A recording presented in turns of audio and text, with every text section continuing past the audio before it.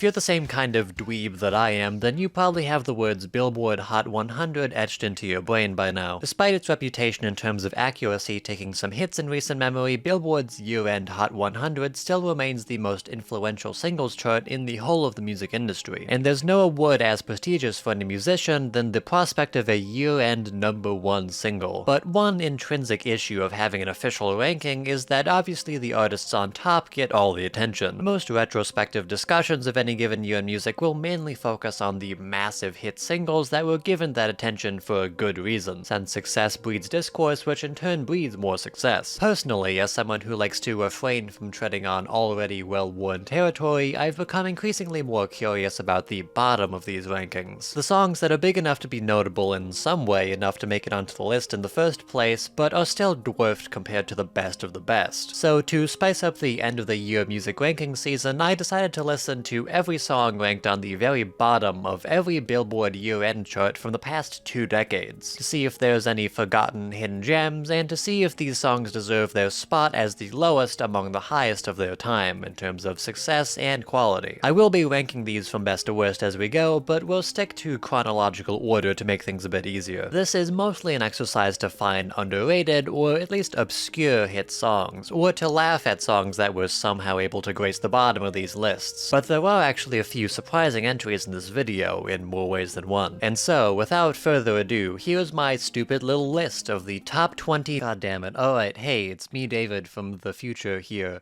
I realized far too late, as I was putting the finishing touches on the video, that there are actually 21 entries on this list, because obviously 2003 to 2023 is 21 years. I mean, it's way too late to rewrite and re-record all of this shit, so just pretend that I say 21 instead of 20, okay? Number 100 hits, starting with... All you gotta do is say yes. All you gotta do is say yes.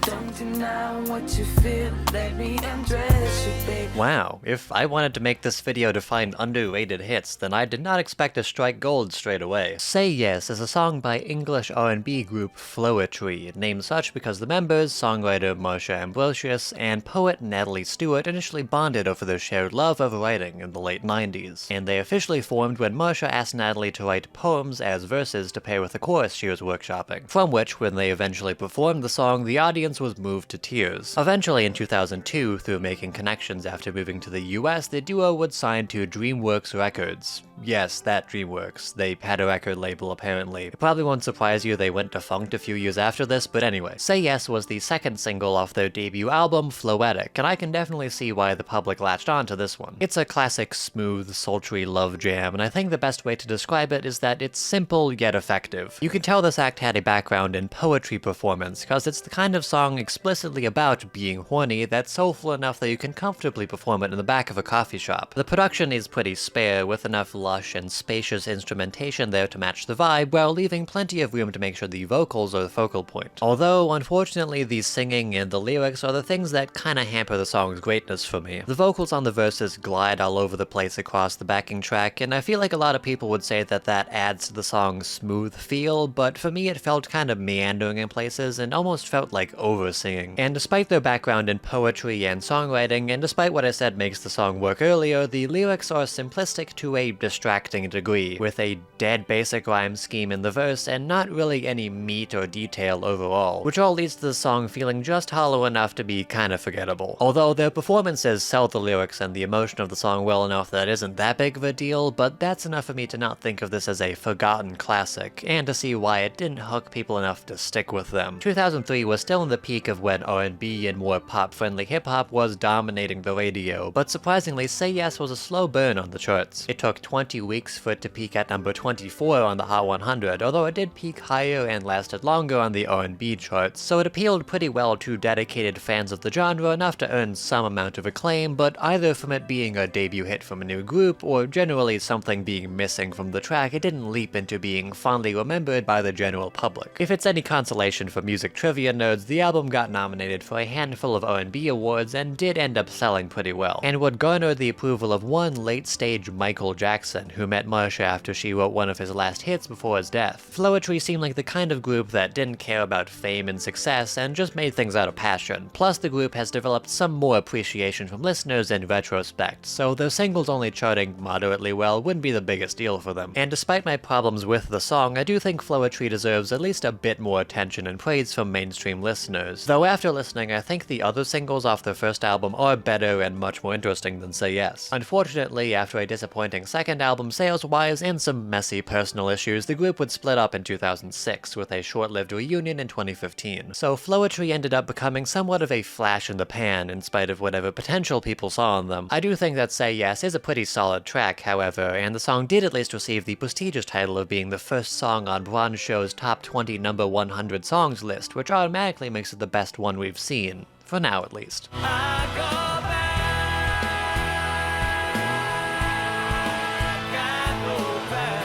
Wait, Kenny Chelsea, where have I heard that name before?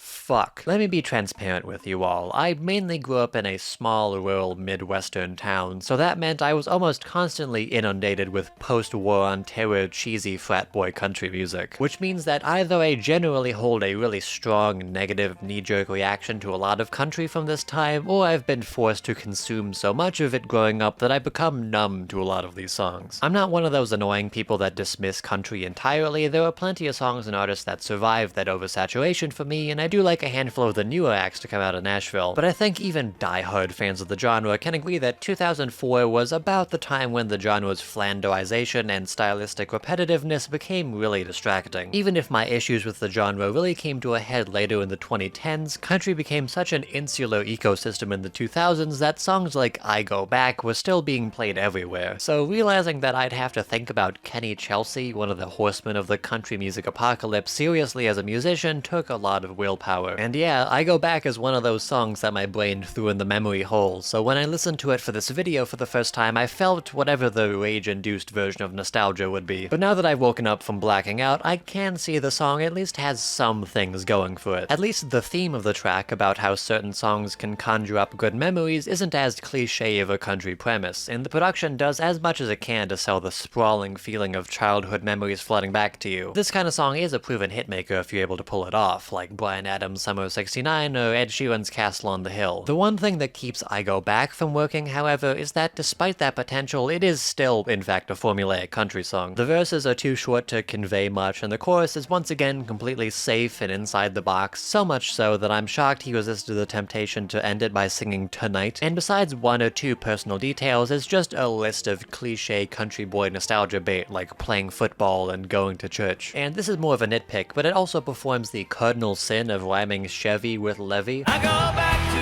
two-tone short fat Chevy, driving my first love out to the levee. Which, after it was unquestionably already claimed by Don McLean, has become one of the most tired in-jokes in all of country music songwriting. So yeah, besides the idea of the song on paper being more interesting than most country songs, it still manages to be just cliche enough to not capitalize on any of it. It isn't the most obnoxious of these kinds of songs, but in hindsight I can definitely tell this song came out during the beginning of the genre's ruination. Talking about whether or not it deserves its place on the year-end list, I at least remember it being more ubiquitous than apparently it was, but looking at the raw numbers, it kinda makes sense. The song did alright sales-wise, but it also didn't have a lot of meat to it, so it didn't do that well crossing over to mainstream radio. Although, the song did at least receive the prestigious title of being the second song on Bronze Show's Top 20 Number 100 Songs list, which automatically makes it the worst one we've seen.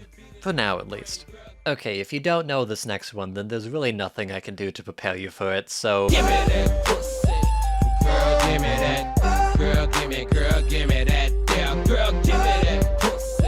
Yes, that is the actual chorus to this song, and the person with this voice and face is forcing themselves to talk about it, so strap in. Like it isn't that surprising, crunk and ringtone rap always had a reputation of being especially raunchy and hedonistic, but I guess this one being so direct and almost confrontational about it is really funny to me. Gimme That is the debut single from Louisiana rapper Webby, and I guess you could say he gave us a memorable first impression. There's also a guest verse by rapper Bun B, which starts with him empirically describing the woman he's talking about. She 5'11", 5'7", 139 pounds, 36, 24, 38. Pretty fine, brown, bad little broad. And there's this other bit where he calls this girl the shit. Pussy popping on the handstand, and she the shit. That's not what you call a hot woman. That's what you say when you try a new Mountain Dew flavor for the first time. All in all, the song is so stupidly blunt about how horny it is that I kinda love it. But that aside, I don't know if I can call it an exceptionally interesting song. For one thing, Cardi B got a song like this right 15 years later, and WAP works a lot better than this because it's being funny on purpose. But also, unless you were an eye-catching force of personality or an already established figure in hip-hop trying a new style, a lot of the popular rap from this time feels really disposable. There's a reason we still hear about Lil Jon and Soulja Boy and not Hurricane Chris or Baby Bash. Now, Cyclone slaps, for the record, and I doubt people think Crank That is on the same level as Get Low, but it's not really about quality, more so memorability. Which makes sense, since a lot of these artists were essentially molded to be products. Labels just wanted a rapper on a beat so they could sell it as a ringtone, so who that rapper is or what they rapped about always felt like an afterthought. If you look, you can hear plenty of rappers from this time saying they weren't really into this style, but either the label made them do it, or they did it begrudgingly on their own because they knew it was the only way for them to get noticed. Like I said, the reason why I bring all this context up is because it's really the only thing in-depth I have to say about this song. Forgetting the cultural context and funny bits, the song is pretty decent, but it doesn't really do a lot out of the box. The beat is pretty good, Webby's a solid performer, at least on this song, and in general I can appreciate how it isn't as minimal in terms of production as a lot of similar tracks from around this time. But I'd be lying if I said that without it being a funny song on paper, I probably wouldn't pay it much mind. At least it's better than monotonous 2000s country music, where I turn to dust at its mere presence. Cause although both genres are repetitive, rap will always be personable enough to where I can tell it still has a soul. And honestly, the song being this dumb racks back around into giving it a certain charm that excuses the other less interesting elements. The song and its album sold and charted pretty well despite only barely crossing over, and from what I can tell, Webby has at least garnered some form of legacy, although more recently for the worse. So with all that said, I think that this song got about the level of attention that it deserved at the time.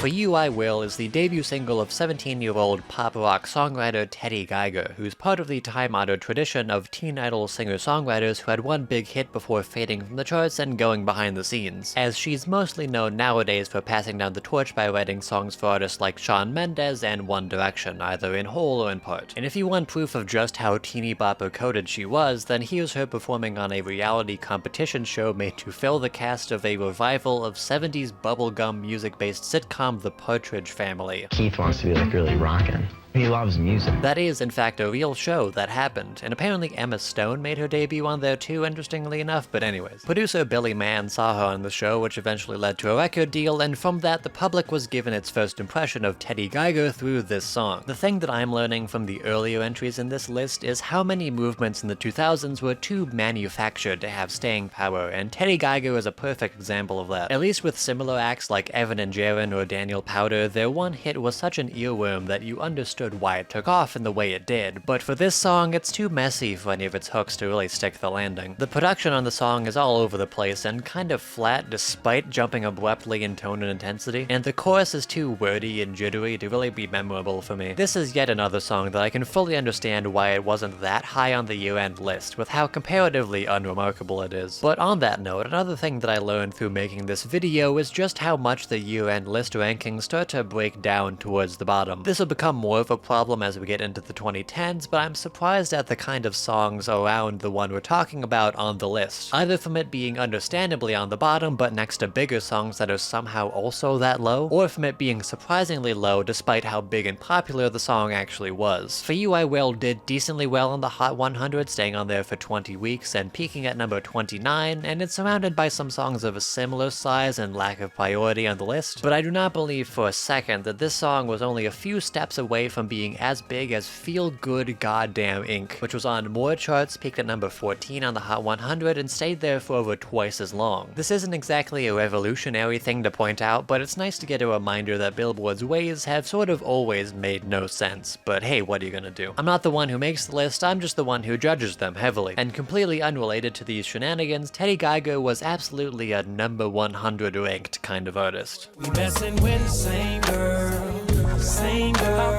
Oh man, I can't believe that in spite of my weird pastime of clowning on the funny things people forgot controversial musicians did, this is the first time I've ever talked about R. Kelly on this channel. For a fun history lesson, in 2007, Kelly was 3 years deep into a long-delayed criminal court case dealing with initially over 20 counts of child pornography, with the charges only being dropped due to doubt among jurors from a lack of evidence, later revealed to be because of the destruction of incriminating items and hush money payments given to the main victim, resulting in a lack of testimony. And in contrast, here he is also in 2007 with 2 multi-platinum #1 debut albums released while the trial was ongoing, and with the second record having a release date single that's Kelly making a goofy Lonely Island comedy song with Usher about finding out your girl is mutually cheating on you with your best friend. Well, besides the fact that when the Lonely Island is funny, it's on purpose, and also that Andy Samberg never got sexual pleasure from pissing on a minor, as far as I'm aware. But no, this song is literally structured like a cheesy romantic comedy, complete with a half-baked running gag about Kelly reminding the listener he thought about marrying this girl. How could the love of my life and my potential wife and my potential wife and your potential wife?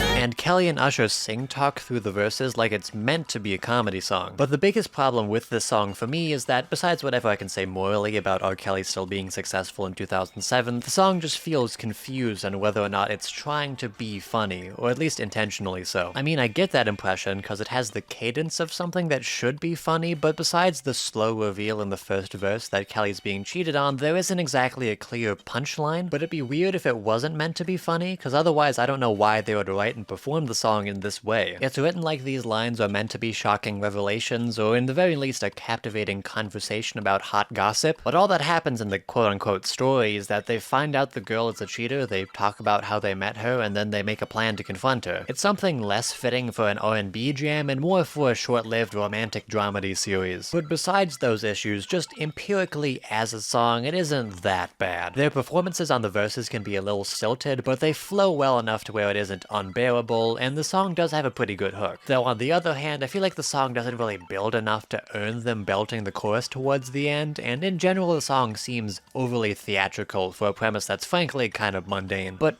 all in all, I'm not really shocked that this song is at the bottom of the list. All the positives of the solid production are sort of balanced out by the messy premise and execution, so it makes sense that the charts considered this only slightly above a middling end product. Although the song has had a surprising amount of longevity, mostly due to the turbulent reputations of the two performers, one obviously more so than the other. All I know is that if Usher has been sleeping with the same girl as R. Kelly, then we should probably keep an eye on him, just in case. I know she got it 'cause she looking at me like she want it.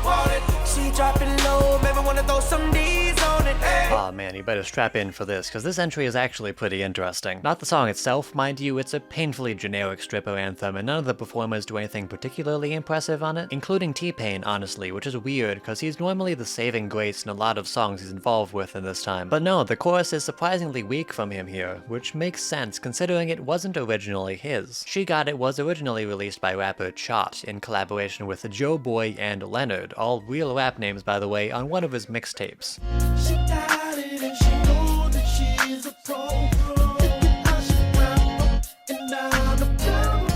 According to Chot, his version got some buzz in the local area, but he didn't see it as anything more than another track, and didn't think much of it. But shortly after, Two Pistols got in contact with him, saying that the track had potential to be a big hit, and asked if he could help him remake it to be more radio-friendly. Two Pistols was apparently pretty determined when it came to promotion, self-running, and funding performances and recording time, and even earning the money to get a T-Pain feature on the new version himself, back when that was only a luxury for signed acts. They did eventually release the Redux in 2007 with the T-Pain feature and verses from Pistols, and with a new beat made by one of his producer friends, Bolo the Producer. And this version similarly got spread decently far, enough to catch the attention of Republic Records, who quickly signed Two Pistols to a deal. Then in 2008, Pistols released his debut album, Death Before Dishonor, and She Got It became the lead single, but with some noticeable changes. Firstly, the beat was once again redone, now made by up-and-coming producer Justice League, but more importantly, Chot's verse on the song was replaced by one from T-Pain label alumni Tay underrated-ism. Chott says he felt disrespected that he was essentially erased from what was originally his song, and he also says he wasn't even told that he had been taken off the track, which Two Pistols says wasn't true. He also said that Chott can't complain because he was the one who was putting in the effort and money to promote the song, while they were essentially an obligation to appear on the track, since he says he only asked before remaking their song and let him do a verse out of respect. Despite this feud starting because Chott felt disrespected, his original song went so far out of his control. This situation was what started a public feud that lasted a handful of years, but this would eventually be smoothed over by 2009, leading to them performing the original cut of the song live, and Chott even featuring on Two Pistols' comeback record in 2014. The beef with Chott is an important story in the song's lore, but it's surprisingly not the only feud to be birthed from the song getting released in the way it did, and frankly, the other half of the story is a bit juicier than this one. The beat for the Republic Records version of the song had to be redone, in part because Two Pistols had agreed to let Akon's label Convict Music buy the beat Bolo the producer made to give to one of their artists. The artist it ended up in front of was rapper Dalla, who said he didn't like the chorus and said in a radio interview that he wouldn't have gone the girl route if he had been given the song, which Two Pistols took as a diss. Due to poor communication, Pistols was under the impression that Dalla was bragging that T-Pain had offered She Got It to him long before the initial Redux version was released, which started a heated back and forth between them via interviews and hip-hop news sites. All this culminated when Dalla confronted Two Pistols at a pre-show party for the BET Awards, either because of the song or regarding some comments against Dalla's street cred he made on the radio, which eventually escalated to the point where Dalla decked Two Pistols in the face. In later interviews, they both talked about the situation calmer than at the time, but it's difficult to tell if this feud was ever fully resolved. And considering that Dalla was murdered about a year later with the culprit still yet to be identified, the situation was most likely not on people's minds for very long afterwards. Both stories surrounding the song were mainly a lot of he said, she said from relatively obscure figures, so it's difficult to say what exactly happened, and there were plenty of seemingly baseless rumors surrounding this beef, like Dalla breaking Pistol's jaw when he punched him, or that Pistols was the one who put out the hit that got Dalla killed. I bring all this up because, for one, I'd be remiss not to share all this with you, but also because if you just listened to She Got It on its own, you would have no idea that there was anything interesting happening behind it at all. The controversy with this song's creation should have completely overshadowed the track itself, and yet the final product is so middle of the road that it couldn't even do that. In a way, I wish She Got It had been more popular purely so that more people knew about the story, but talking purely about the song itself, as an average listener disconnected from 15-year-old rap feuds, it not being a massive smash hit isn't as shocking of a revelation as you'd initially imagine.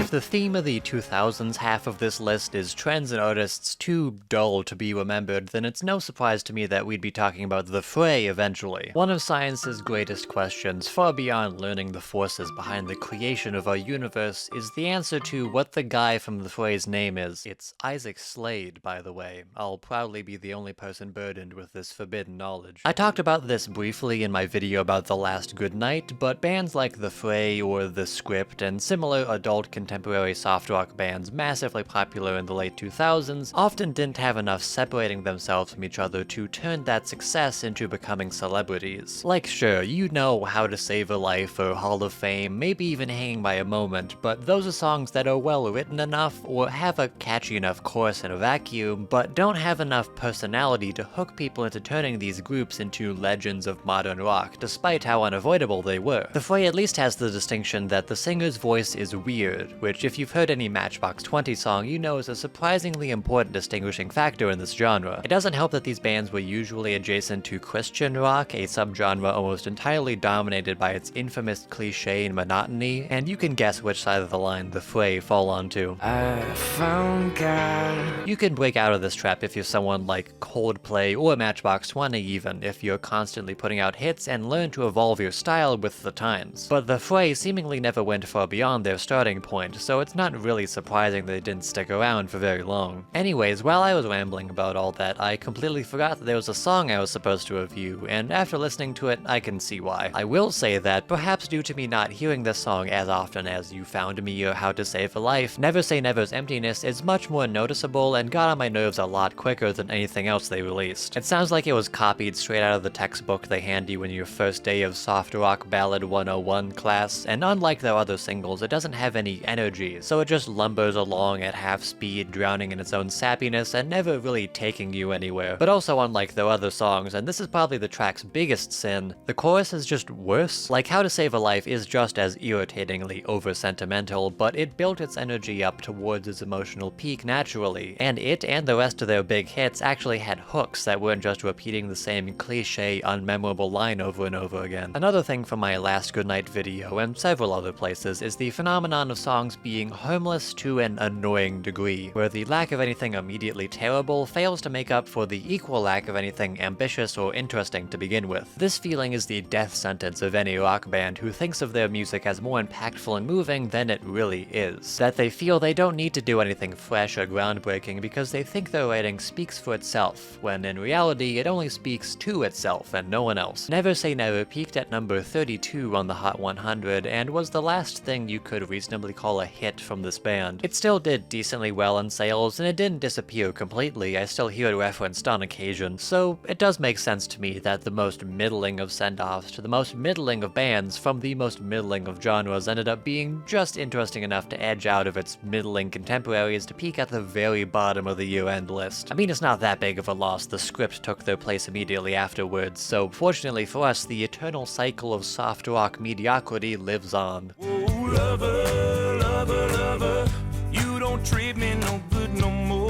Now this is something I didn't expect to see, but this song is actually a cover. It's an updated version of the 1992 song You Don't Treat Me No Good, the debut single of blues band Sonia Dada, which was a minor radio hit in America, but has since become a fondly remembered soul classic. The original song is a breezy and soulful ballad about breaking off a relationship with someone who doesn't treat you right, and I'm only hearing it for the first time now for this video, but I'm surprised it's not more widely well regarded considering how good it is. It's got a pretty funky acoustic vibe with buttery smooth vocal harmonies, and it's just spare enough to make ample room for the lead singer's performance. And man, does this guy sell it. You can absolutely believe he's had his heart broken, and he's just belting his heart out. As it turns out, I'm not the only person who got hooked by this song on first listen, because country singer Jared Naiman says that this was one of his favorite songs from his childhood, and had the idea of doing a cover of it for his third album after rediscovering it. His version, released on March 1st of 2010, would eventually become his first #1 hit on the country charts, though only did decently well on the Hot 100, which is probably why it's at number 100 on the list, and has most likely become the most recognizable part of Sonia Dada's legacy. Personally, however, I have some mixed feelings about Naiman's version of the song, mostly because it's only barely his version. The general rule of thumb for covers like this is that you want to do something that makes your version stand out from the original in an easily recognizable way, while still understanding what more abstract elements made the song work in the first place. If your cover doesn't change anything, or is just the original but worse, it's gonna be an uphill battle getting people to agree to let you coexist with the original, or even surpass it in popularity. Now, Naiman's cover is just baseline good, by virtue of him covering a good song, but also by him not changing that much in terms of production. He does change one big aspect of it, though not intentionally, simply by being a modern country singer instead of a blues band. Cause you can definitely tell that some of these lyrics were written for a singer who wouldn't sound cheesy or make your skin crawl by saying it. There was a time, oh woman, when you used to shake it for me. Plus, it doesn't help that Naiman doesn't even try to hit the vocal runs from the original, which is probably my biggest gripe with his version, cause the passion in the original singer's voice and the way he glides over the track was what sold the emotion of the song. But here, Jared is just stiffly performing a song he likes, without any of the personable touches that make the original as captivating as it is. But with all that said, I'll gladly take a cover that's just some guy performing a good song over one that completely misunderstands and destroys it. So despite its lack of soul, I can't stay mad at this version version of the song for too long. And hey, a decade later, we'd have a different country singer doing a version of an older folk song become a hit that started painfully overdone discourse about the ethics of not changing much in a cover, so no matter the trends of modern country music, it's good to know that the genre is still all about recurring tradition at the end of the day. Yeah, and I'ma hit this drink up like it's my last. I'ma hit this night up like it's my last. Like I said earlier, you may notice that I'm talking more about the artists who made these songs or the culture and music surrounding it than the actual songs themselves. That's mainly because those are the parts of music I find interesting, and if we're judging if they're worthy of their placement on these lists, then that's useful information to know. But for some of these songs, it's also because there's just not a lot in depth I can talk about with them. Like this song, My Last, the first big hit from rapper Big Sean, who if you don't recognize the name is the guy who would make I Don't Fuck With You. The song was originally just Sean, but would eventually be given a guest spot after he met and subsequently formed a relationship with infamous fellow hip-hop star Chris Brown, a man who's explored the concept of a punchable face in multiple respects. If that taints this song for you, then try not to look up the personal life section of Big Sean's Wikipedia page, but if we can critique an R. Kelly song with nothing to do with his business, then these two are firmly under that bar, so we should be fine. As a song, My Last is pretty decent, all things considered.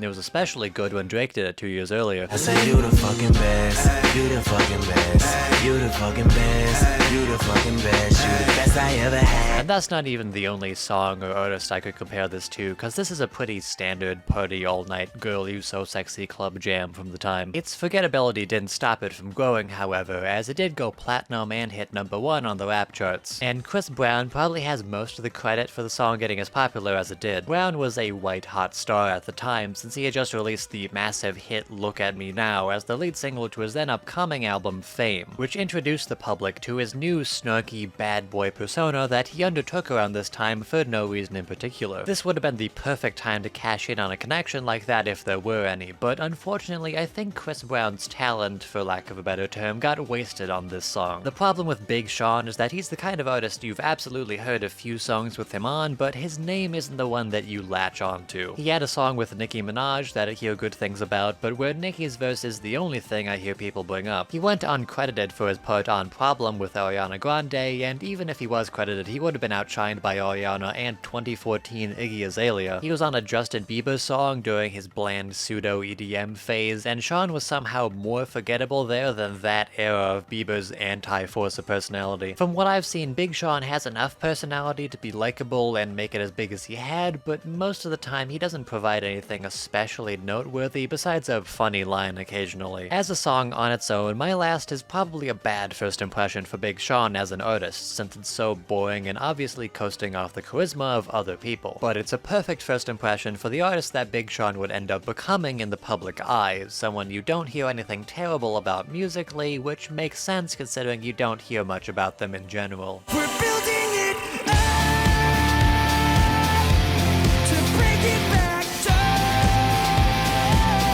I'm probably not as well versed in Linkin Park as I should be as someone with my music taste. Admittedly, I only recently started to have an appreciation for nu metal and emo-adjacent 2000s rock in general, but to me, Linkin Park has always seemed like one of the best of the genre, but also the messiest when it comes to their perception from listeners. Since they were almost always in their own corner as one of the biggest electronica-fused rock bands, it seems like they've been playing a dangerous balancing act between the parts of their fanbase that came to them for either of those halves of their sound, especially from the nu metal side of their listener base. Their 2010 album A Thousand Suns saw the band try out a more artsy, ambitious style. It was a concept album about nuclear war with vocal samples from Oppenheimer and MLK, and its sound took inspiration from styles that strayed away from traditional rock like industrial and trip-hop. All of this indicated that they wanted to make something more spacious and thought-provoking, which was a decision that harshly divided the band's fanbase. When making their follow-up record, 2012's Living Things, Linkin Park was very aware of this new divide, so to speak, and emphasized in interviews their intention to try and bring back more of the style and energy from their earlier albums while still weaving that into their new direction. The world would get their first impression of this new sound when they released the lead single Burn It Down in April of 2012, and from what I can tell, Linkin Park fans seem to really like this song, though it's seemingly just as polarizing as everything else that was in this era for them. Personally, I'm just confused by this song, mostly in what it expects me to take from it. Now, I'm in no way a rock purist purist like a lot of the OG fans of this band were, I don't mind if my rock music has pop structure and isn't angry all the time. But Burn It Down kind of goes too far in that direction for me, where it only barely registers as a Linkin Park song in my mind. Not in the gatekeepy, this isn't real Linkin Park way, but in the way where the song just doesn't really have any identity of its own. The band says the theme of the song is the idea that we build these people up in culture only for their empires to crumble after a single incident. You may remember that their arguable biggest hit was about being on the receiving end of a similar situation, but this song doesn't handle the topic as well as that one did. In interviews, they make it seem like it's trying to condemn this behavior of canceling people after one mistake, but in the song they talk about it from the perspective of someone who was personally wronged by this hypothetical person's behavior. And in Chester's verses, there really isn't any exploration of this besides just reiterating the idea of someone falling from grace over and over again. So the idea of the song writing-wise feels really all over the place. Most of what's said about the theme is done in Mike Shinoda's verse at the end, which similarly doesn't say much besides repeating the feeling of betrayal, which along with its awkwardly short length makes it feel like he's almost a guest rapper on his own song. All of that combined means that the song really feels muddled and unfocused, which doesn't work well for a band known for having bite and authenticity. It's not like this is a bad song by any means, Linkin Park still knew how to write a good rock hook, but on here their emotion feels more forced than usual, like they didn't really know how to introduce this mix between their new and old sound. I have yet to listen to the album this was a single for, so maybe it works better in the context of the whole project, but just on its own, Burn It Down is probably Linkin Park's most definitively 5 out of 10 single. It makes sense that its closest analog, Numb, placed on number 33 on its year-end chart. Well, this song was popular enough to get recognition, but was too polarizing and frankly edgeless to stay as one of the biggest names, which unfortunately was kind of the story for Linkin Park in general around this time. But still, it's not even necessarily a bad song for their standards, just one I'm not used to them making. I'm not mad at Burn It Down, I'm just disappointed.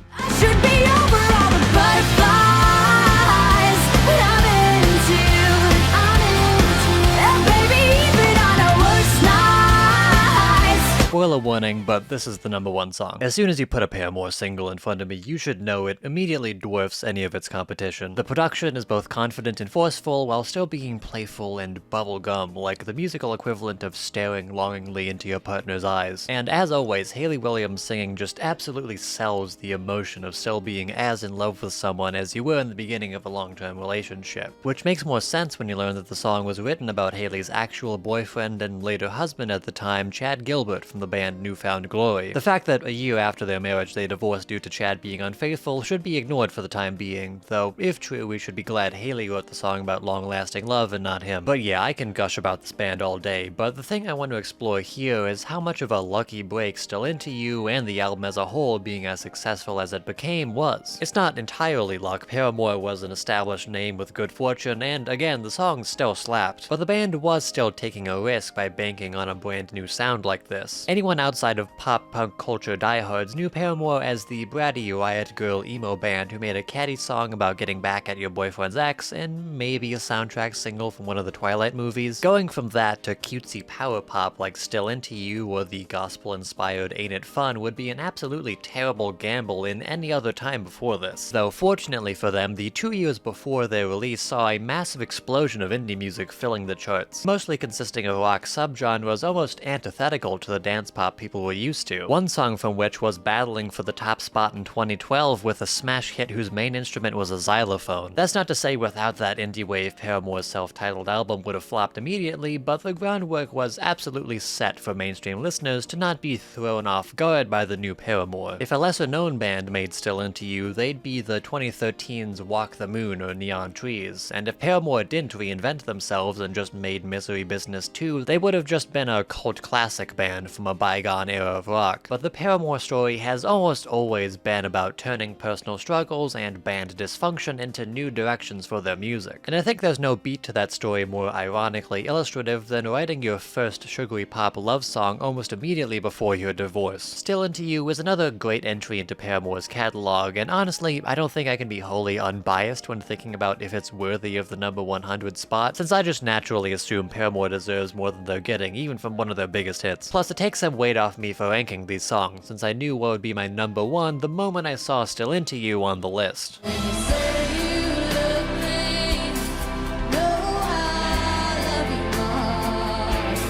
man, remember 2013 Miley Cyrus? It's almost quaint looking back at it now. Like the attention-craving provocateur phase of messy child stardom hit her like a truck, where it felt like everything she did just dug her deeper into scandal. We as a viewing public have started to regret our treatment of child stars of the past a bit. Not enough to stop doing it, but enough to feel sorry for those we already did it to. So Miley's Wrecking Ball era mostly feels like an embarrassing phase from a performer who was very clearly still figuring herself and her problems out. Although, one thing that kinda confuses me about the Bangers era of her career is that despite the whole point of it being her growing into adulthood by becoming a rambunctious and scandalous party animal, that didn't really translate to the music at all. The closest the actual songs got to that is just her wearing skimpy outfits in the music videos, which you'd think wouldn't still shock people in 2013, but I guess there's a reason banking on outrage from conservative prudes for easy promotion is still a winning formula. The biggest hit from this album was a pretty standard relationship ballad whose only risque quality is her being naked in the video, and her most scandalous single from this album was We Can't Stop, which kicked off a new image for this album cycle and is on paper about doing wild things at a party. Though if that song was supposed to sound like what Miley thinks a party sounds like, then she was a more sheltered child actor than we ever could have imagined. Adore You was the last single from Bangers, and man, does this song feel out of place next to the other singles. Like, We Can't Stop tried to tie itself with Miley's new rowdy image, and Wrecking Ball was the kind of release that demanded the listener's attention, but Adore You is a mid-tempo R&B ballad about showing genuine affection for someone with no irony and barely any sexuality. You can absolutely feel them compensating for that with how scandalous the video was, which actually kinda takes away from the romantic angle the song's supposed to have. The way people were talking about it at the time, you'd think Miley was shattering expectations for what's allowed in a music video, and though I'm no expert, I'm pretty sure an ex-children's star pop singer being half naked wasn't a revolutionary concept in 2013. There is a real reason why Adore You feels out of place, which is that it wasn't meant for Miley and so she didn't write it. It was originally supposed to be on the debut EP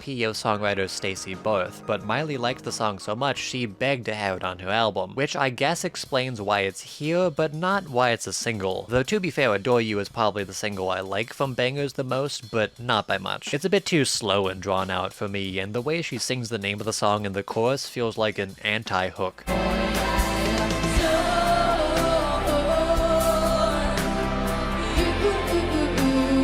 But I at least respect it for having a more fully formed musical idea than either of the other songs. It's kinda like Say Yes in the way that the execution is really the only thing holding it back in a vacuum. Overall, as a song, it's pretty good, but as a song from Bangers, it's still a weird choice. It's a decent enough track to where I'm not surprised it had more staying power than We Can't Stop, but it also feels so much more so like nothing compared to what Miley expected us to take from this reinvention of her image. But fortunately for us, after Adore You, Miley would never embarrass herself through being unsure of her public image ever again. How deep is your love? In a lot of ways, the mid to late 2010s were a weird transitionary period for pop music, where it didn't really know what it wanted to be. 2015 was at the tail end of the big electronica-focused party jam phase of pop seen in the beginning of the decade, and in the years following, it was clear pop wanted to evolve into something else and give itself an updated vibe, but it didn't know what it wanted specifically just yet. But for now, 2015 is seen in hindsight as the last fun year before the world ended and the charts became gloomy and full of newer artists and trends. And there's probably no way to look at the end of the old style by taking a look at its very own short-lived disposable trend, the rise of music under the umbrella of EDM. With artists like Avicii and big one-off hits like Animals or Don't You Worry Child, electronica and various subgenres of house music made a big commercially polished comeback into public consciousness, taking the electronica-focused party pop from a few years ago and merging it with the sensibilities of genres like dubstep to appeal to the then rising festival and stadium rave culture. More established pop acts would latch onto certain strains of this trend, like adding drops to their songs or leaning their sound more towards tropical house, but this movement was mostly defined by independent producers garnering reputations of consistent quality and smartly using connections with bigger pop names as guest vocalists. And there's probably no producer who was more successful and contentious during this time than Calvin Harris. Harris first garnered people's attention after he decided to sing the vocals of his first big single by himself, which, to put it nicely, was an interesting decision. We fell in love as the leaves turn brown. His style was tagged as repetitive early into his success, but after a handful of other hits with names like Rihanna or Ellie Goulding, he garnered more of a critical reverence, and he's still a sought-after producer to this day. I remember How Deep Is Your Love being a pretty big dance hit when it came out, and it seems like one of Calvin Harris's more well-remembered tracks from this time. It's a pretty good song, though it doesn't stray far from the usual pop EDM formula, so there isn't exactly much that can be critiqued or analyzed, which was kind of the looming issue around this movement in general. The big EDM explosion of the mid-2010s was focused mainly on a handful of big-name producers, and by big name I mean it's banked almost solely off their names. Something you learn when you look at the numbers is that they had these big, massive smash hit singles, but comparatively barely anyone was buying their albums. The pop of the early 2010s was similarly singles-based as well, but those artists were real celebrities with interesting personalities along with making good songs. Like, all due respect to Avicii, but most listeners didn't like Avicii because of his story or his personality, and half of them probably didn't even know what he looks like. They liked Avicii because he's the name that's on a bunch of songs that were good, and even then, a lot of this EDM and similar movements of the past was detrimentally disposable in spite of their quality. In later years, pop EDM would be defined by acts like the Chainsmokers or X-Ambassadors, which fit better into the changing sound of the time, and trends like tropical house became stylistically gentrified after its overuse by bigger artists. How Deep Is Your Love seems like a decent middle ground between these two times, as it has all the pop-friendly hallmarks of the earlier sound, but without the grandiosity that was starting to become out of style once pop became gloomier. From what I can tell, people seem to look back at the EDM of 2015 and before a lot more fondly than the sound of 2016 to 2019, which is regarded in hindsight as a very confusing time for the charts. I think I remember How Deep Is Your Love being a bigger hit, so I'm kinda surprised it's at the bottom of the list, but as a signifier of the changing trends around this time, I think it's a good encapsulation of where the vibe of the charts was shifting towards. Or if nothing else, it's a pretty good song that just didn't have enough personality to really make it a smash hit. Either way, this makes sense to me. But if you like causing trouble up in hotel rooms, and if you like having secret little rendezvous, I'm man enough to admit that I am woefully out of my depth in terms of talking about One Direction. I wasn't a teenage girl when they first broke out, so like a lot of people, I thought their songs were insincere and manipulative, filled with empty platitudes meant to strategically court their target demographic. Of course, in reality I was 13 years old, so I just called them gay, but the sentiment of a larger critique was still there. But in recent memory, we've grown a lot nicer and more fair towards artists we considered irredeemable, myself included, and even back when they were big, people were able to admit that a handful of One Direction songs were in fact pretty good. And Perfect has always been one of those widely accepted good One Direction songs, and I do think it's one of their better hits, although lyrically it still rubs me the same wrong way that their earlier stuff did. The issue at the heart of One Direction's lyrics is that these five guys can't all be talking about the same girl, so they must be making up one to serve the song's narrative, and they manufacture that hypothetical girl by giving them just enough general details in a way that makes it easy to insert the listener into that position. So the lyrics were usually empty feeling, and the production has just enough there to get it a suitable radio hook, but not enough to come away from the song with anything unless you were the audience they were targeting. And on Perfect, you kinda get the feeling that the lyrics are just general enough to be about a vaguely fun girl, though that feeling subsides a bit once you see how desperate the band was to convince people the song absolutely was not about a specific girl, Taylor Swift, even though the chorus infamously sounds like one of Taylor's choruses from a song released a few months earlier, rumored to be about a member of One Direction she had recently broken up with. Unfortunately, we may never have this fully confirmed, because both Harry Styles and Taylor Swift are famously very secretive about their personal lives. The other thing that elevates the song away from its boy bandiness is the production, which is more lush and has a more ballad-like structure. The songs from One Direction that critics have enjoyed tended to be the ones that keep their romantic roots, but are able to take their time with the listener instead of bombarding them with cheesy Disney Channel enthusiasm or the typical boy band cliches. The band usually did at least one of these ballads per album, but they only really got the formula right on their last two albums, where they produced some of their most critically praised material, and it's almost bittersweet that critics started to warm up to them as soon as their twilight years began. Sent spoilers for One Direction, but the band would not last long after the release of Perfect. Their albums had been seeing a subtle yet measurable decline in sales, and after the departure of Zayn Malik in April of 2015, later revealed to be because the members were having vague industry turmoil and generally seeing the band's end in sight, the signs were there to the public that One Direction was preparing to fizzle out. They would make one last album without Zayn in November of 2015, with Perfect as its second single, which from what I can tell is the slowest selling top 10 hit they had released, though chart-wise it had a pretty standard performance. They would announce a hiatus before the album's release, and by 2017 the members had all been actively pursuing solo ventures with no sign of a real reunion in sight. It's strange to think that a cultural behemoth like One Direction ended in essentially a whimper, so much so that their last big impact on the charts barely scraped onto the year-end list. I mean, the news Zayn left was a massive shock to the public, and it isn't like people forgot about them, but after this last album, they just sort of faded away and split into 1.5 successful solo careers. I guess it's better than ending on a massive flaming disaster, and since I'm not really invested in them, I don't have any feelings on their breakup, but even I can recognize the end of an era when I see it, and it wasn't much, but I do think this song would probably be this band's perfect send-off. God, that was so fucking cheesy, don't let me do that again.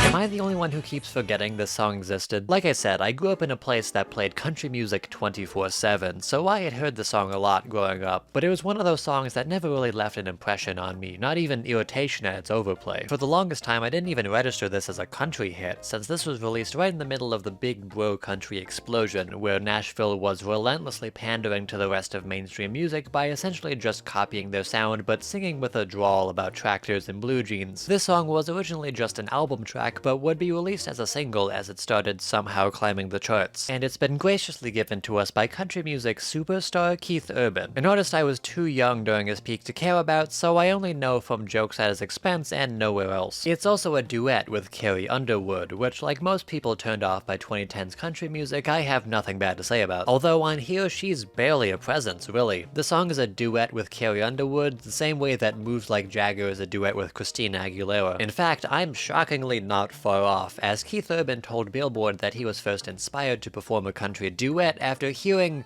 of all things, Let's Marvin Gaye and get it on. I mean, I guess the songs are kindred spirits in how obnoxiously white they are, but Keith also admits here that the inspiration was purely the idea of having a woman on the song at all. He says he enjoyed the idea of a back and forth between a guy and a girl, citing songs like Baby It's Cold Outside, but The Fighter doesn't have any back and forth besides a call and response chorus, and it doesn't have the main thing that makes songs like that work, which is chemistry between the two performers. Let's look at, ironically, a Marvin Gaye song as a comparison. Ain't No Mountain High Enough is a great song, and it was the first thing I thought of when hearing The Fighter, cause it's a much better pull for a classic duet than Shirley Puth. The song is also about how no troubles will stand in the way of their love, though without Keith Urban's creepy "he doesn't deserve you" angle, thankfully. But these two work a lot better as a duet because 1, I can believe that they actually care about each other through their performances, and 2, I can believe that they're actually talking to each other. Both Marvin Gaye and Tammy Terrell get about equal screen time, and they're enhancing each other's energy by building upon what the other is singing about. In other words, they're actually responding to what the other person is saying, while in The Fighter it's just Keith Urban singing cliches about how this guy doesn't deserve you and he'll be a better lover, with Carrie Underwood materializing to not really contribute anything before vanishing so the spotlight can stay on Keith Urban for as long as possible. The Fighter isn't a country duet, it's a pop song with a featured vocalist, like Moves Like Jagger or a guest rapper on a Katy Perry song. Carrie Underwood is there so they can put 2 big names on the track instead of 1 and nothing else, cause she's definitely not there to add anything substantive to the song or enhance its meaning. And all of that's only on the table if this song was something you could actually analyze in the first place, cause outside of a decently catchy chorus and a vacuum, there's just absolutely no meat to this whatsoever. The Fighter isn't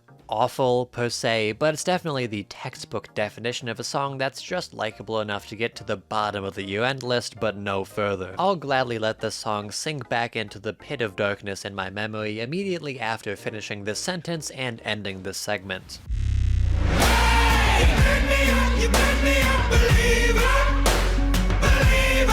like I said in the One Direction segment, I'd consider myself more lenient towards punching bag artists than most real, actual professional critics. I don't agree with a lot of the reasons people hate Nickelback. I've tolerated a surprising number of AJR songs, and the most important for our purposes, I still have a lingering, mainly nostalgia-fueled affection for Imagine Dragons, and stuck my neck out for them a bit longer than I assume most people did. The band's reputation started to falter almost immediately after their debut, from the 1-2 punch of Radioactive getting played constantly on the radio, and then from the release of Demons, a song that lacked all of Radioactive's gritty charm and anthemic energy. Radioactive at least had the hook of a nuclear fallout metaphor to complement the theme of rising from the ashes and giving yourself a new lease on life, so it earned its bombastic production and masked the vacancy of its lyrics in a way that Demons and much of their later output failed to. And for some reason, both Demons and Radioactive are the songs that Imagine Dragons keep trying to recapture, even though their actual debut single, It's Time, is probably their most universally liked song, since it's actually uplifting and carefully constructed, while a lot of their other songs care more about being a kick in the teeth, or just confusingly obnoxious. Now, personally, my nostalgia peaks in the early 2010s, so I still think that It's Time is a jam, and I understand why people got sick of Radioactive, but I still think it became a big hit for a good reason. And I have a similar sentiment towards criticism for Imagine Dragons in general. I get why people don't like them, their explosive production doesn't mask how hollow and repetitive their lyrics are, and they often care about having more ideas than having better ideas. But in my opinion, you can have two kinds of vacant songs, one that thinks it's being deeper than it really is and fails to make an impression, or one that focuses more on conveying an emotion or a mindset rather than a narrative. There are times where Imagine Dragons is both of those, but for songs like Believer, I think they slot into the latter pretty well, especially compared to the objectively worse song they released after this, Thunder. Both songs are about how pain and adversity make you a stronger person, but Believer has a bounce and a punch to it that pairs well with that theme, while Thunder feels too empty and manufactured to make me believe it stands for anything besides a sale on the new MacBook Pro, and the only production choices of note are the ones that make my ears bleed. Believer is very clearly the better song in that comparison, and I think it's one of their better songs in general, although I admit that's mostly due to the production and nothing else. Whether or not it deserves to be number 100? Well, Billboard mostly cares about chart success and sales to tabulate their year-end list, and Believer was a massive hit, peaking at number 4, staying on the charts for over 50 weeks and going a bajillion times platinum. But Billboard's year-end list started to be taken less seriously by this point, and considering that this song dwarfs most of the tracks above it in terms of success, I think just empirically it deserves to be higher. But in terms of quality in respect to their career, Believer isn't Imagine Dragons' best, but I'm more thankful that it isn't their worst, cause if this is their mid, then Lord have mercy on whatever their 0 out of 10 would sound like. She told me put my heart in the bag,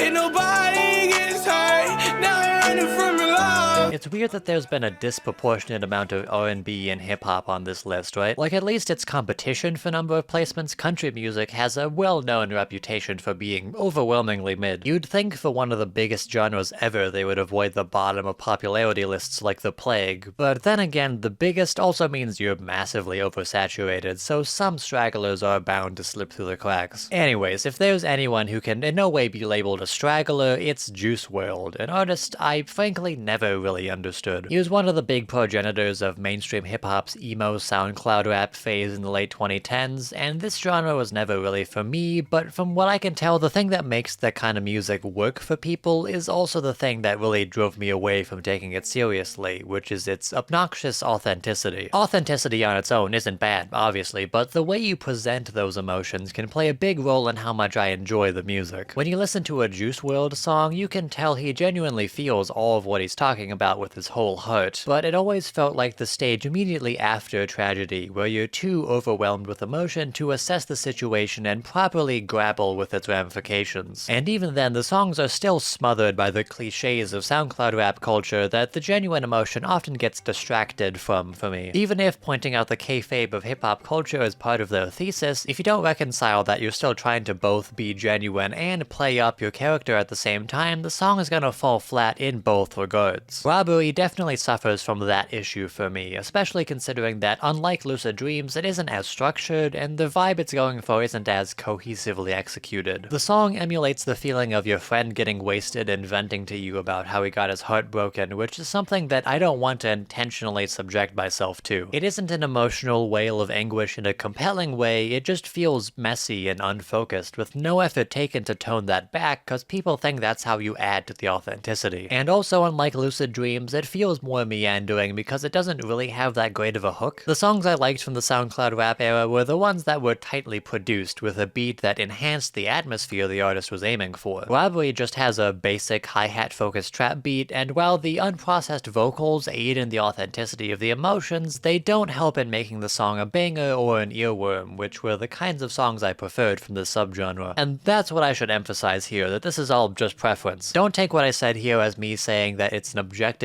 bad song, think of it more as me trying to articulate why this song and this kind of hip-hop aren't really my thing. I know it's difficult to believe that a sheltered white kid can't connect to emotionally vulnerable hip-hop, but unfortunately that seems to be the case. I've come to terms with the fact that I don't really feel this genre, but hopefully I'm still able to tell when a song isn't performing to the strengths of this sound, for me at least. Robbery was still pretty successful despite only barely making it to the year-end list, so no matter what I have to say, it clearly made a connection with some people, and that's all that really matters. Personally, I'm just glad that there wasn't an XXXTentacion song on this spot, cause oh boy, that'd be a whole different minefield. I'ma lay him down like he in a lounge. Walk him down, walk him down, walk him down. And now for something a bit lighter. Now granted, I'm not really that deep into online hip-hop culture, but NLE Choppa is a name that I've heard of occasionally, but he doesn't seem like the kind of artist that has a lot of wider hype surrounding him. Now Roddy Ricch, I know. Ricch was red hot at the time since his smash hit The Box had been #1 in the country for 4 weeks by the time Walk 'Em Down was released. I'd imagine that the feature is a big reason why this song was successful, with another being that the track is suspiciously under 3 minutes. Ever since Old Town Road materialized out of thin air with no rhyme or reason, people have been making shorter and shorter songs that usually have a catchy chorus with disposable verses. And I can't even fathom what kind of newly adopted, mysterious, and easily exploitable system these decisions were made to capitalize off of. My theory is that songs under 3 minutes are probably tax deductible. But yeah, if you listen, you can really feel how much this song was constructed to get as many eyes on it as possible, with its bankable feature, quoting of the pre-pandemic TikTok sound, and even just being a more melody-focused song, which from what I've heard isn't what Choppa usually puts out. And that's not inherently a bad thing for an artist to do, as long as they're using those tactics to boost a song that's otherwise good or interesting, but doesn't have a guaranteed audience. But unfortunately, I think that's the thing that holds this song back for me, cause it doesn't really have anything besides one musical idea that TikTok ate up immediately. Like sure, nothing sticks out as bad, and the chorus is catchy, but the beat is pretty generic, and the Choppa verse, singular, is just filled with weak punchlines and typical tough guy rapper posturing. Not saying he's a poser, but he is uncreative, at least on here. Roddy Ricch's verse is much better. There's a reason why he's featured on a lot of songs nowadays, but it feels like he doesn't get as much equal billing as the song would want you to think. Since TikTok songs are legally required to be done in under the time it takes to microwave a leftover hamburger, it means that unless you're exceptionally resourceful, there's often barely any room for interesting things to be done. Roddy's verse sounds like it was cut in half cause keeping it in would push it past the 3-minute mark, and after he's done, he just vanishes into the ether like he was only there out of obligation. This strikes me as the kind of song that's appealing enough to get decently big, and it did. It got in the top 20 of the rap charts and the top 40 of the Hot 100, but not interesting enough to be in the conversation of the direction rap was taking in 2020, even though it's doing all the marketing tricks that got big around this time that people will definitely be discussing about this era of music. Again, I can't say it's a bad song. It doesn't do anything blatantly offensive, but it does hurt the song's quality that the sole reason behind a lot of the decisions that went into making it were this obvious.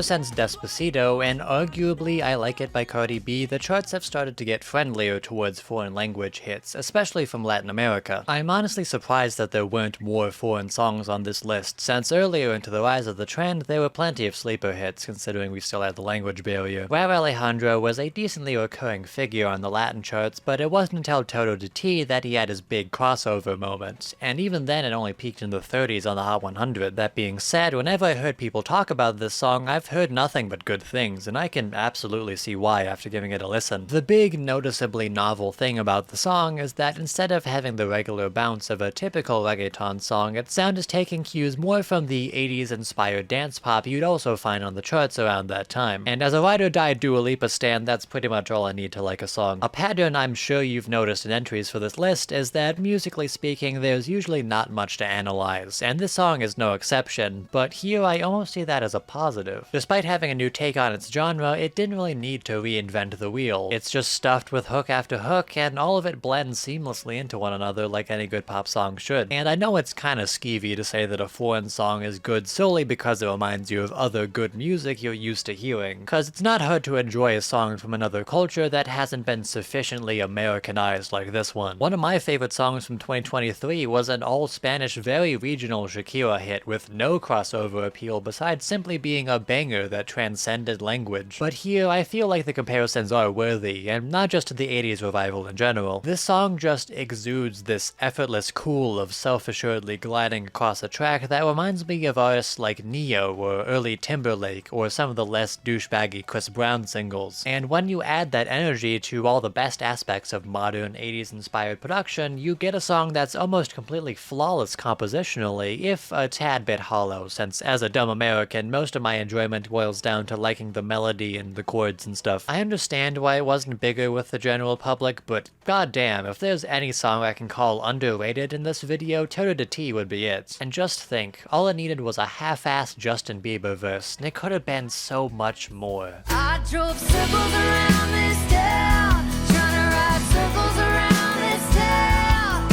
trying to say something with meaning. The 2020s have been surprisingly welcoming to country music, a genre that's often struggled to cross over in the previous decade, and when they did cross over, they often struggled to be good first impressions. I've been harsh on country music of the past in this video, but in general, this recent resurgence of mainstream popularity for the genre is seen by many as a net positive, myself included. And we can't really discredit country music's attempts to go pop anymore either, since now it's starting to yield some results. For example, if you're not a die-hard country fan, you may recognize Maren Morris from a big pop hit a few years before this with producer Zedd called The Middle. Baby, why don't you just meet me in the middle? That's a pretty good song, and Morris slots into the pop guest singer slot pretty well, mostly because the song doesn't try to shoehorn in unnecessary country elements like other crossovers feel the need to do. But The Middle also kind of showcases the issue with Maren Morris and a lot of country stars from around that time, which is that without all the flash and bankability of country, these performers really don't have a lot separating themselves from each other. And when formulaity replaced authenticity as the genre's defining trait once bro country came around, the problem became exponentially worse. Even when country was experimenting to try to appeal to mainstream pop or hip-hop crowds, you could tell that without country's guaranteed audience, they don't have much that hooks people in that other country singers aren't already giving them. If they were trying to cut the country and straight make it in pop, they got the singing ability, but unfortunately not much else. None of that's to say I think Maren Morris is a bad singer or songwriter. In fact, I think the song we're talking about is pretty decent, but her problems are a symptom of the ever-looming issues with modern country music. Circles Around This Town is at least not as cliche as other country hits in terms of writing, as it's actually about Morris's journey to becoming a successful country singer. Couple hundred songs and the ones that finally worked was the one about a car and the one about a church. I think that writing a song about how you wrote songs is kind of a weird decision, but it's at least an interesting idea that makes the song feel more fresh than its contemporaries on a surface level. Although besides that, on a structural standpoint, the song does still suffer from the overused pop country formula I'm annoyed by. I've explained why I don't like formulaic country already in this video, but I just want to point out one thing in particular that gets on my nerves, and that will probably get on your nerves once I draw attention to it, and that's the fact that almost every big country hit ends their chorus by singing the name of their song halfway through the final beat. Driving circles around this town.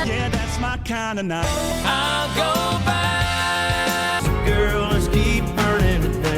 A song doing that alone will dock a point or two from it for me, cause it's a telltale sign that it'll be just another typical country hit like all the other ones coming out of Nashville's country hit factory. Circles Around This Town did pretty well on the country charts, but only barely crossed over into the Hot 100, and in general the album it came from seems like a drop-off in terms of mainstream success. The country audience is still ride or die with Maren Morris, though the pop side of her audience hasn't been as responsive to her newer material. Whether or not this means anything for her career, or this is just a fluke that didn't go down right, we'll have to wait and see, but either way, I can fully understand why this song hits just enough to make it onto the year-end in a year that's kinda country, but still only barely managing to get by compared to other, more immediately grabbing forms of music. Drinking watermelon moonshine, cut the barn with a little light, parking back in them kudzu vines.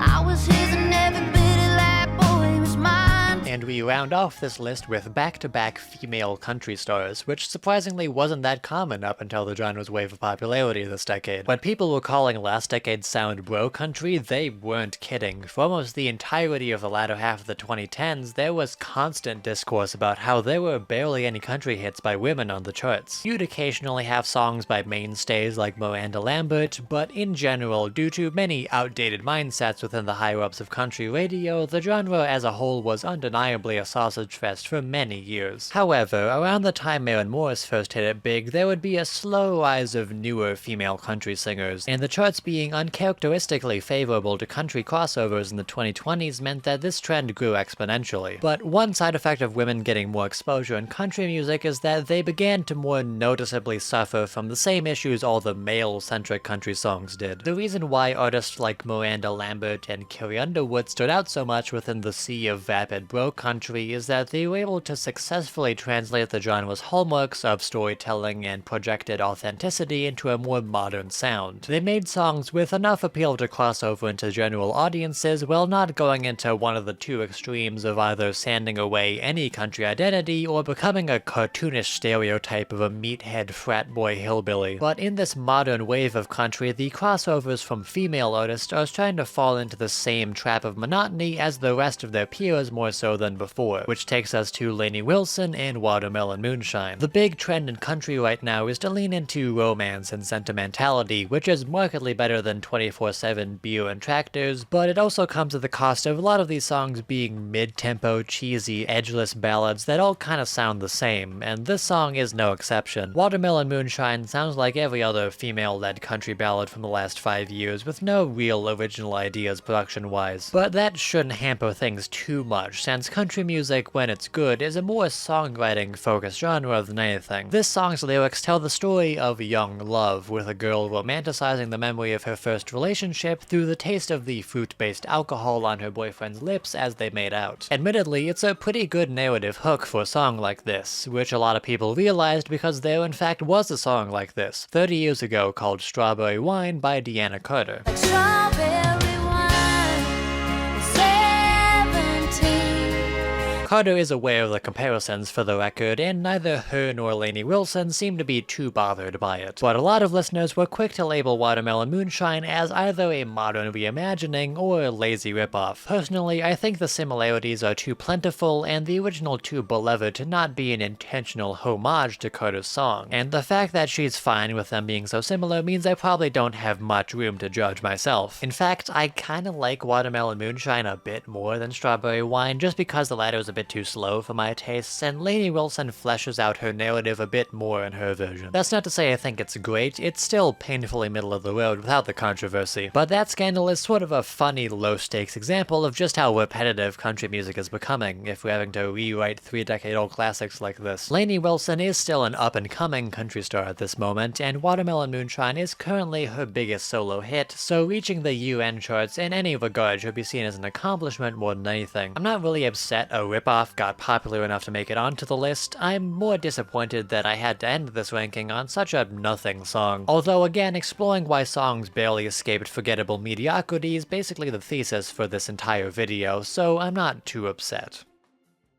And there you have it, the number 100 year-end hits from 2003 to now. It's funny to think that this video was initially conceived to find underrated gems, and I guess there were a couple, but after a few entries the points shifted towards exploring cultural remnants or the context surrounding comparatively underwhelming failures. It became really clear that the through line for all these songs were either being an okay track from the end stages of an inherently disposable trend like ringtone rap or 2000s TV drama alt-rock, or a song from a larger artist that's just good enough to get big but missing too much to be massive. There were some outliers to that, of course, but in general the theme this video explores is the multitude of ways that a song can almost work but have just enough holding it back. Or more generally that the context surrounding many songs are often more interesting to dissect than the actual songs themselves. And also finally, here's my ranking for all of these songs. I now see why ranking videos take so long to make. I slaved away at the placement of some of these for a decent amount of time, but I think I've narrowed it down pretty well. Let's run through this ranking real quick before we cap things off to give a bit of justification for why it ended up the way it did. At number 1, we have Still Into You, because Paramore. Then we have Toto to T, because although I probably like the song more than Still Into You, I'd honestly prefer a great song from an artist I love to an amazing song from someone I don't have any particular attachment to. Then it's Believer, since I can't stay mad at something trying to be the musical equivalent of the Inception sound effect. Next we have How Deep Is Your Love, followed by Say Yes, and I can admit that the order of these are almost entirely due to recency bias, but I idly thought about the Calvin Harris song more than Floetry as well making this video, so in the end it won out. Then it's Lover Lover, which maybe should be lower due to being a carbon copy of the song it's covering, but sticks it out solely through the fact that the song it's covering is really good. Then we have Walk 'Em Down, which somehow balances being painfully obvious engagement bait while not breaking any new ground, with the fact that it's still pretty solid ground to begin with. And after that is Perfect, which is probably as unspectacular as a lot of tracks on the list, but this at least does that in the form of an uninterestingly good pop song. Next is Watermelon Moonshine, a song that's pretty decent even if I'll forget about it immediately once I'm done working on this video, followed by Circles Around This Town, which is the same story but just has a less well put together concept. Entering the bottom half we start with Burn It Down, since it being a disappointment coming from this band weighs down its quality a lot for me. And next is Adore You, a song that for Miley is a weird choice but on its own is just kind of fine. And after that is Give Me That, which realistically should be lower but isn't solely because it's still really funny. Then we have Robbery, and don't kill me for putting Juice below Miley Cyrus, that's just how it happened, that's how it turned out, I just didn't get it. Next is Same Girl, which despite R. Kelly's frustrating talent was too goofy in its execution to pull off being as smooth as it wants to be. And then we have My Last, whose biggest crime is having a less interesting douchebag on it than R. Kelly. Then we have She Got It, which while the story behind it is interesting, the song very much is not. Although, even if it's painfully mid, any song can be improved with a T-Pain chorus. Next is I Go Back, which probably gets saved from the very bottom from the fact that it at least made me feel something while listening to it, even if that was just confused anger. And the third worst was For You I Will, for being the textbook definition of clumsy and disposable. Second worst is Never Say Never, a song seemingly made with the scientific pinpoint precise goal of giving a listener absolutely nothing while listening to it. And finally, the absolute worst was The Fighter, which edged out the fray for the spot by both being completely vapid as well as having an incredibly soulless and inexplicable execution. This video was initially conceived as an interesting creative exercise to get the chance to talk about certain songs or artists that I did have thoughts on but would never make a video about on their own otherwise. It was a fun way to fulfill my knack of exploring obscurity, and although these songs aren't really failures per se, they are the kinds of hits that people wouldn't bother evaluating outside of the time when they were released. And like I said in the intro, all the normal music talking people would probably examine the changing trends of music by looking at the biggest hits that were responsible for changing those trends in the first place. But looking at the hits released just as these eras of music started to taper off can be just as interesting of a way of looking at the ever-evolving landscape of the charts. Admittedly, I was also kind of out of practice making content solely about my opinions on media since I made so many documentary-esque videos recently, so